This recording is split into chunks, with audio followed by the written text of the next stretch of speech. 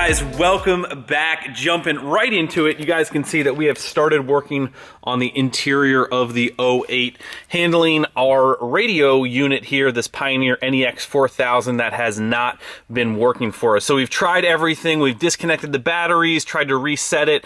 None of our buttons are actually working on the screen here. This does actually flip up. It does have like a slot for, I think, a USB and an SD card to maybe update this unit. I'm not really sure. If you try and touch any of these buttons, it basically goes completely blank. So instead of trying to screw around with it, we may try and send this out to maybe get fixed or not. I'm not really sure, but we have a unit to replace this. So we are going to be taking off this whole entire bezel here, and that's the reason why we had removed all of this, because, and the main reason why I kind of stopped here to kind of show you guys one helpful tip and trick. You may think that this thing just kind of pulls apart. You don't have to take care of any of this, but underneath here, you can kind of see maybe right there, there's one. It's a little fuzzy. I know there's two screws that hold this. There's one right here. There's one right here that kind of go up into this. So you need to undo those, and then you can pull this whole piece kind of off. And it is really in there. You're going to pull on this thing, and you're going to think that you're going to be breaking something, but it's just really, really snapped in there. So all we have left is those two screws that we're going to pull this whole piece off. Now, at the same time, and the main reason why we've been waiting to do this is, if you guys can see down here, our heated seats buttons, our exhaust brake button, all of these lights down here are either out. All of the functions still work, but the lights are out. Some of the buttons are pretty scratched up, and then all of the lights in here are kind of dim as well. So what we've got, these are the new parts over here. What we did is we went with the same Pioneer NEX. This is actually a 4200. What's in there now is a 4000. I don't know if there's any difference beside this one little number, but this is the unit. It was on sale for Christmas time, so I was like, you know what, we're just going to go with the same thing. Hopefully it goes in there well.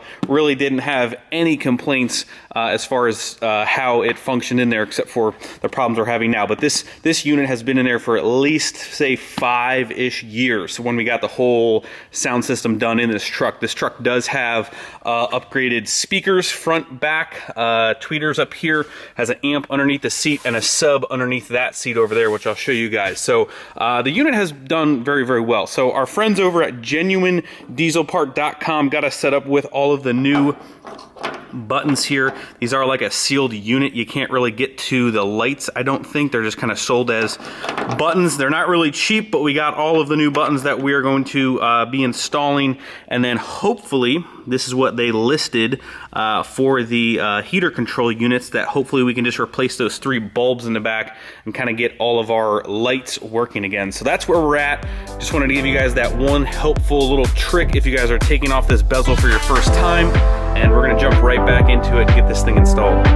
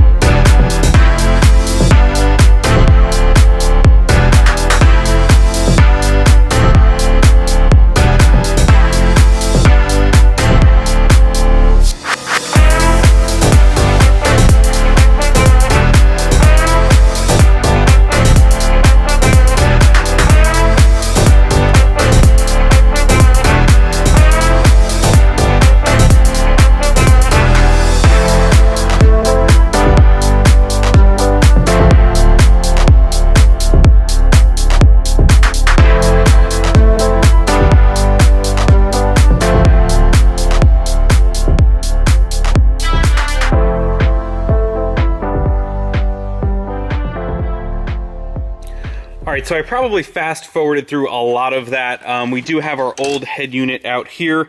As you can see, all I really have to do is just transfer over the actual plate that mounts it into the dash here. I got the new unit all installed. Everything looks like it's working good with our little test there. Everything turned on. So I do think it was a unit problem, not a wiring problem. But because of all of the stuff that this thing has, it has audio in. I did not install this, let's put it that way. That's what I was mostly trying to get at. So we have a couple different plugs here, and there's stuff here, here, here, here. It's not like a one plug kind of deal. So it took me a little bit to try and make sure I plugged everything in correctly. Again, I did not install this. I actually took this to Dunfab Motorsports down in South Jersey.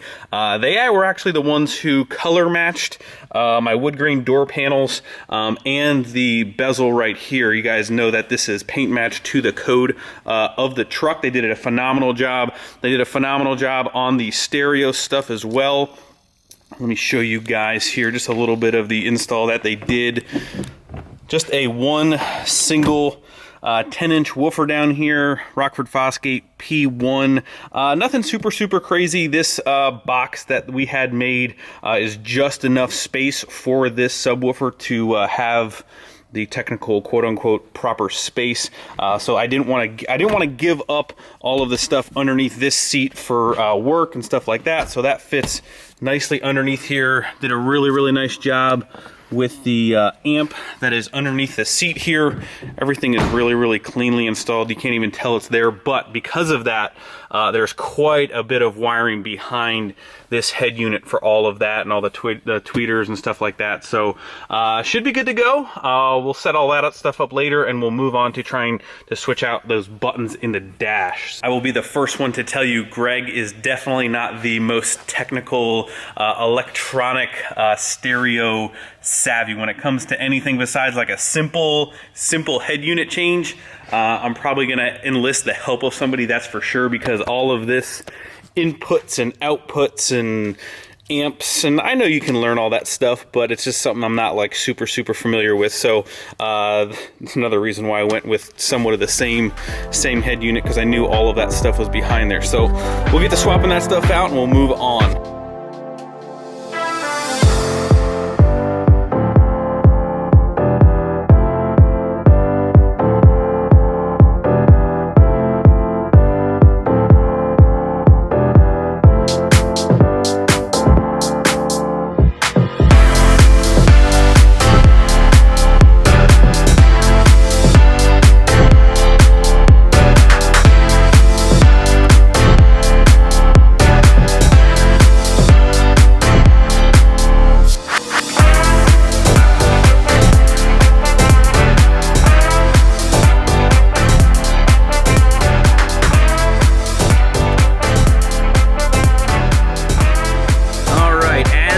See, we got all of our switches replaced down here. Heat seater number 1, exhaust brake, rear window slider, and passenger heat seater, seat heater, seater, whatever you want to call them. Got all those buttons replaced, no problem. They just pushed into these clips down here. Now, these bulbs over here for our heater control panel, definitely not the right ones. It looks like, and I kind of thought this, but I was like, you know what, these bulbs are cheap. If they list them for there, maybe we'll take a chance seeing that. Hey, if we're wrong, we're just going to need a whole new one anyway, which, as you can see, once we pop this second part open from this, as you can see, it all came apart in pieces, which could be put back together, but these lights in here, once you kind of take apart this piece, they're really just soldered in there. They don't come out through the back or anything like that. The heater controls on these things do go bad from time to time, regardless of the lights, so we'll just chalk it up to needing them for lights and preventative maintenance. So we're gonna need to get a new whole panel for that before we go ahead and, all these pieces just flying everywhere. We're gonna need to get a whole new piece for this before we go ahead and put it in. The other thing I didn't mention before when I went to say about painting this, these pieces do not come out separate from the panels. As you can see, they're kind of plastic welded in place. So what you'd have to like grind that out, smooth that out. What we ended up doing was just really taping this off very carefully, taking the vents out. You can take the vents out from the back, kind of masking this whole entire thing off prepping it and painting it right in place. Same thing with the door panels. The door panels, they're like plastic welded from the back. Taking them off, while it is doable, just you get into a whole lot of different, they don't just unbolt. So we ended up taping this really, really carefully. The guys over there at Dunfab did a really, really phenomenal job again. Through testing our new head unit, turns out we have this door speaker not working, that door speaker not working, all the rest work, the tweeters work up here, the sub is working, so I'm not sure if we have a couple bad speakers. Again, this stuff is about 5-ish years old. I've been super, super happy, so we might need to pop the door panel off at a later date and maybe try and get some new speakers front and back for this, and just make sure, we're gonna have to double check and make sure that it is in fact the actual speakers, not something else. But yeah, that is where we were at today, boys. Thing I think I forgot to tell you guys about since we have been driving around Willie here is, looks like this door lock switch is not working. Now, I think the previous owner did say he replaced a regulator inside this door. As you can see, the clips on this door are not really in great shape. So I think what we need to do is we need to pull, I actually got a whole new window switch, but the door lock button is not working. Windows both work, but this door lock switch is not working. You know what, let me actually go check the other side there.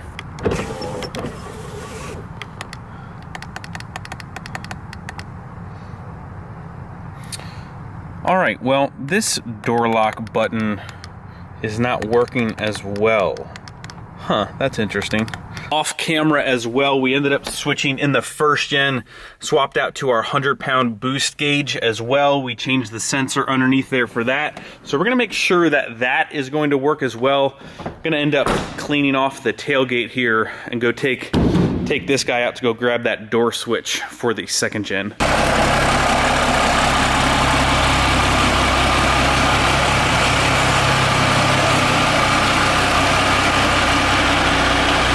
Alrighty guys, I believe we have the boost gauge figured out. I don't know why, but it turns out the wiring was just switched in between these two gauges. Got her in first gear, gonna try and do a little spool up.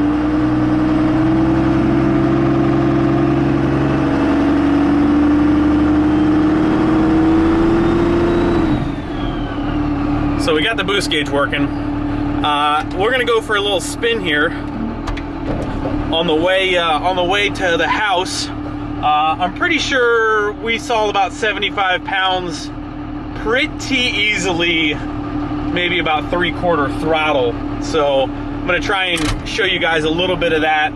I tried calling Andy. I don't know where Andy's at. Muscleman Andy Savage, probably pumping some iron. I was gonna see if he could help us film here for a hot minute. But we'll try and give you guys just a little taste, because this thing is nuts.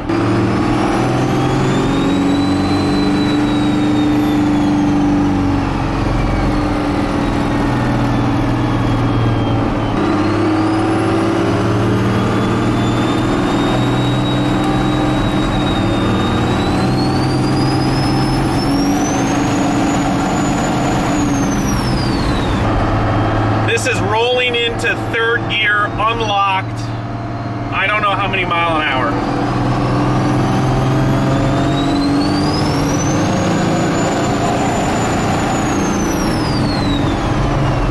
About 60 PSI. Look at you go. Look at you go. Get out of here, dogs. Oh, Oakley. Hey, look at you crawling. That's a big girl. Woohoo! She's moving and grooving now. Hi. All right, guys, so we have been driving this thing around for a little while, drove it back home. I want Allie's help. Andy is not around. I don't think we're getting full travel on the pump the way I have the linkages adjusted. It seems like it's kind of just falling on its face a little bit at a little bit of a higher RPM. I just want her to come out here and kind of put her foot on the pedal all the way and just make sure our pump travel down here is doing what it's supposed to do. Other than that, again, I can't catch it on camera. It's low on transmission fluid. I think we have a trans leak, which I want to take care of. As you can see, we're starting to spot up the driveway here a little bit. So we got a couple things going on. The breathers from the Keating machine tappet cover here definitely need to go to a catch can. You guys know this engine has about 350 on the clock when it stopped working. So who only knows, we're going to guesstimate somewhere around 350 to 400,000 miles on this engine. So the rings, you know, probably aren't sealing the best. It's got some you know, it's got some oil coming out of the breathers over there. So that probably needs to go to a catch can as we're pushing this thing pretty hard with these massive stainless diesel turbos. So that needs to happen. We need to fix our transmission leak. It might be a pan gasket. I'm not really sure. I know Mr. Muldoon actually said he wanted to see this thing back for some full manual valve body updates that he has. So we might actually bring it down to him, let him do those updates. I believe it's something to do with the separation plates in the valve body. So I know he wants to do that desperately, seeing we're making a whole bunch more power now from when it was still a VE first gen. So we got to take care of that. Couple other little things. But with the lockup switch shifting from third to fourth, this thing will hit 80 pounds of boost, no problems. Other than that, you guys know we still need to get our EGT gauge hooked up, which is a big part of these P pumps. We need to make sure what kind of drive and what kind of EGTs we're seeing. Hey babe, you ready to assist? Real easy, you just got to come in here and sit down and put your foot all the way to the floor. I know that's hey, helper 1 and helper 2. Hold the steering wheel. Ready, go. There you go. You want to drive? Hands up here. Are you going to be able to reach the pedal? No, that's the brake. What am I doing? You're putting your foot all the way to the floor on that, please. Gas. All the way to the floor. Is that as far as it'll go? Yeah. All right, let's check this down here. If you guys can see. Okay, let off. Okay, go all the way to the floor. Hold there. Yeah, see? See that? Let off. All the way on.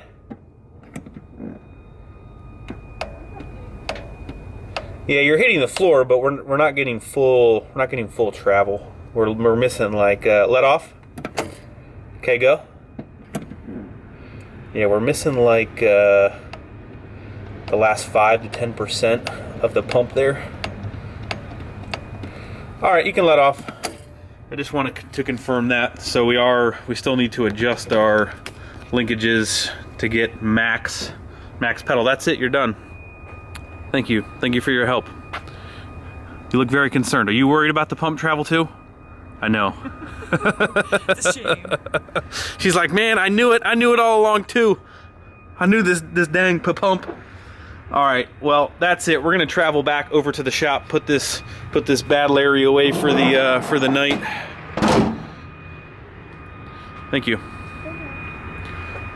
Bye-bye.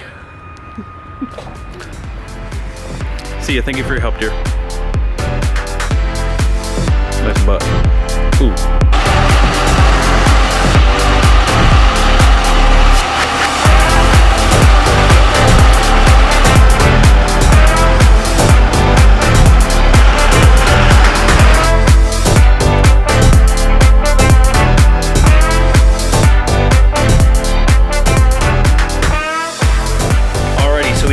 Door panel off the second gen here. As you can see, I think our clips are just pretty whooped. You can see where they're actually meant to hold on to the door. They're just pretty much completely gone. Yeah, look at that one. So we need to get some new clips to hold the door panel on. You can see right here this edge, it was just kind of pulling off. You can see this one didn't even. Yeah, they're just pretty whooped in there. So we need some new door clips. But we tried our new window switch. here, of course, and it never fails. Let this be a lesson. Always check the simple things. So we got our new switch in, still did not work. Go to check the fuse panel here, the little one right next to the door. Check number 13 here, power locks. Let's go check this thing out. Well, first, well, come on, Jimmy. First sign that we had an issue is there's a 20 amp fuse in the 10 amp fuse power lock spot. And I don't know if we're gonna get into something here or not. I'm not really sure. The previous owner did tell me he put a regulator in this door, I believe. But this fuse, as you can see here, is no good. So we got a 10 amp fuse here that we're gonna try. Stick this guy in there. Oh, hey, look at that, the dome light works now. He also said the dome light wasn't working. Okay, let's give this thing a go.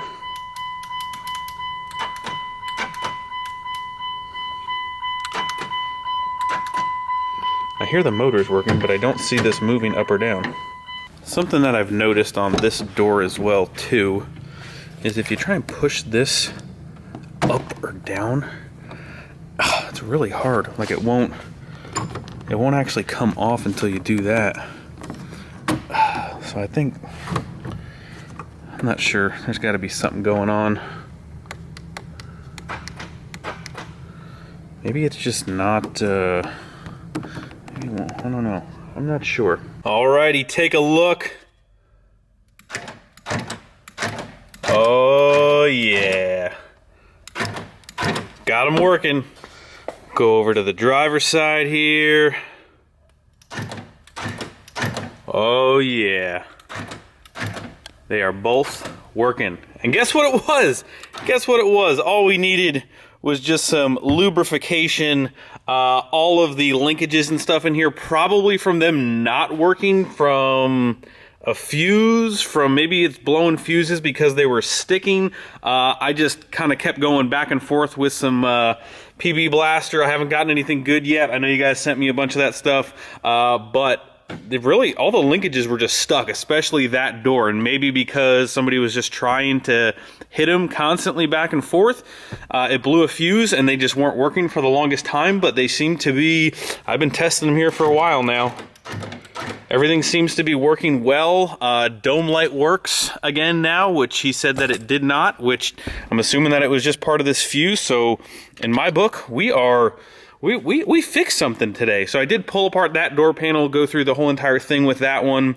Gonna need new clips on both sides. So I wanna make sure we get the correct ones. That way the door panels stay on there really, really nicely. So I'll have to grab those.